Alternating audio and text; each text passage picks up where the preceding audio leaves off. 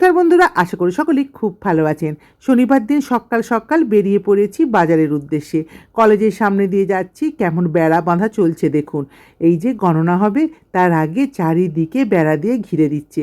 এরপর আমি রমা শারিন যাব বাজারে, সুপার মার্কেটেই যাব ঠিক করেছি। শনিবার দিন ছেলে মেয়ে স্কুলে যায়নি, তাই ভাবলাম একটু বাজার করে আনি। একদমই ফ্রিজে মাছ ছিল না।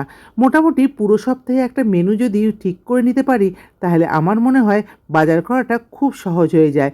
যেমন আজকে ঠিক করে এসেছি যে কি মাছ নেব, তারই মাঝে অপূর্বদার সঙ্গে দেখা। উনি কি মাছ নিলেন না ট্যাংরা মাছ নিলেন সেটাই বলছিলেন আমাকে।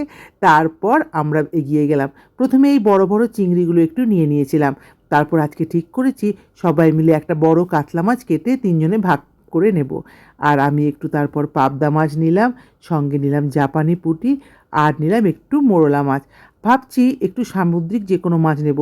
এই বৈশাখ জ্যৈষ্ঠতে না একদম কাঁথিতে সামুদ্রিক মাছ পাওয়া যায় না। যাই হোক, মাছ কেনাকানি প্রায় কমপ্লিট। এদিকে আমাদের মাছ কাটা চলছে, সেটাই দেখতে এলাম।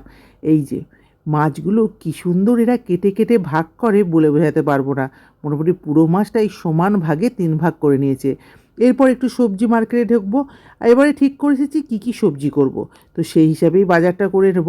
এতে দেখেছি সবজি না অনেক নষ্ট কম হয়, তাই একটু আম নিলাম। ভাবছি তানের জন্য একটু আচার করে রাখবো।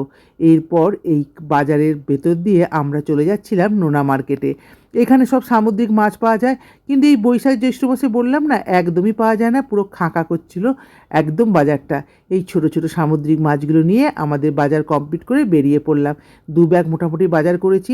ফেরার সময় সবাই মিলে ভাবলাম গিয়ে আর আমরা কেউ ব্রেকফাস্ট বানাবো না, তাই এখানে এসে পেটাই পরোটা কিনে নিলাম। পেটাই পরোটাই হবে আজকে সবার ব্রেকফাস্ট। তবে আমার ভাতই হবে, কারণ গিয়ে আমি স্কুল বেরাবো। সবাই ভালো থাকবেন, সুস্থ থাকবেন।